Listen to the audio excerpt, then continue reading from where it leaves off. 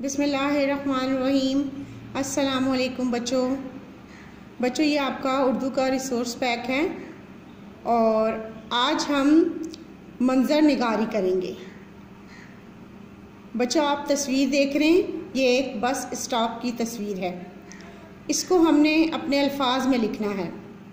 सवाल है, तस्वीर में दिया गया मंज़र अपने अल्फाज में लिखिए। पहले आप तस्वीर को गौर से देखिए और इसके बाद हम इसकी मंज़र निगारी करेंगे। तस्वीर में बस स्टॉप का मंज़र नज़र आ रहा है। लोग पुल पर से बस स्टॉप तक आ रहे हैं। कुछ लोग बस स्टॉप के अंदर बैठकर बस का इंतज़ार कर रहे हैं। तस्वीर में एक बस नज़र आ रही है। बस में बस का ड्राइवर बैठा दिखाई दे रहा है।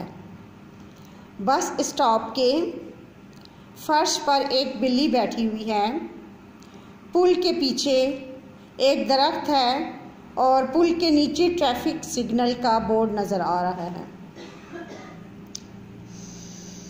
बच्चों, इसी तरह आपने अपने अल्फाज में मंज़र निगारी करनी है बस स्टॉप की और रिसोर्स पैक पर इसको बहुत अच्छी लिखाई में लिखना है। अल्लाह हाफिज़।